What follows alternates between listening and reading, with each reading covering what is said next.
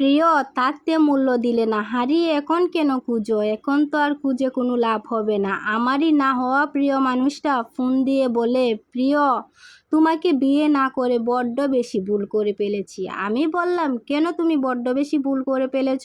তোমার তো ভুল করার কথা না, কারণ তুমি তো ভুল করতেই পারো না। তোমার মতো ছেলে কি ভুল করতে পারে?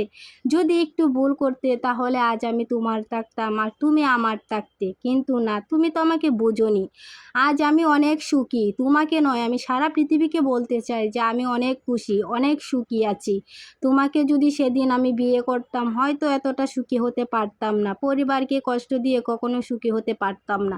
তাদের ইচ্ছায় বিয়ে করে আজ আমি অনেক বেশি সুখী। পৃথিবীকে জানাতে ইচ্ছা করে, পুরো পৃথিবীকে বলতে চাই, হ্যাঁ, আমি আমার পরিবারের পছন্দে বিয়ে করে আজ আমি অনেক বেশি খুশি।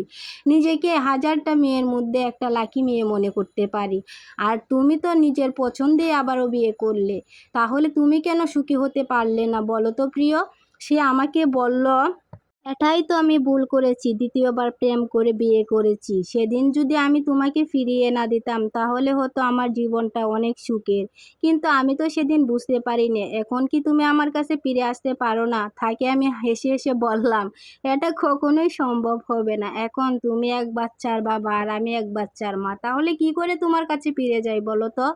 না হওয়া ভালোবাসা কখনো ফিরে পেতে চাই না। আর কখনো আমি ভাবিওনি যে আমি আমার পুরনো প্রেমিকের হাত ধরে আবারও চলে যাব আমার সন্তানটাকে নিঃস্ব করে দিয়ে। আমার হাজবেন্ডের কথা না হয় তোমাকে পরেই বললাম, কিন্তু কখনো একজন মা হিসাবে আমি আমার সন্তানকে এভাবে রেখে যেতে পারি না। আর আমি কেনই বা তোমার কাছে চলে যাব বলো তো? আমি তো অনেক সুখে আছি।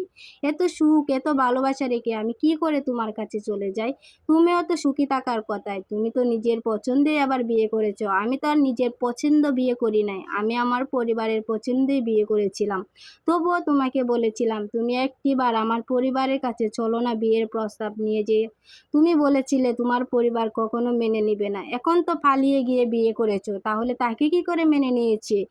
তাক, এসব কথা বলে আর লাভ নেই। আমি দোয়া করি তুমি সুখী হও, কারণ একটা মেয়ে সন্তান হয়েছে তোমার। না হোক কোনোদিন তোমার মেয়ের সাথে এরকম ঘটনা ঘটে যাক যেটা তুমি আমার সাথে করেছিলে।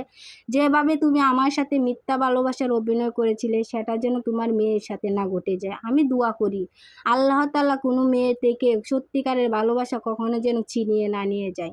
কারণ অনেক দিন তোমার জন্য কেঁদেছি, গোপনে কেঁদেছি, সবার সামনে কেঁদেছি, কিন্তু বলতে পারি নাই যে আমার প্রিয় মানুষটাকে আমি আজও ভালোবাসি। কিন্তু সত্যি কথা, হয়তো তোমাকে বলতে পারি না, কিন্তু এখন আর মনে পড়ে না। দোয়া করি ভালো থেকো। তো আজকের গল্পটা ছিল আমার নিজের জীবনেরই একটা অংশ। তো ভিডিওটা কেমন লাগলো অবশ্যই আপনারা কমেন্টের মাধ্যমে জানিয়ে যাবেন। আর যদি ভালো লাগে একটা শেয়ার দিয়ে অবশ্যই পাশে থাকবেন। ভিডিওটা আর বড় করব না। সবাই ভালো থাকবেন। আসসালামু আলাইকুম, আল্লাহ হাফেজ।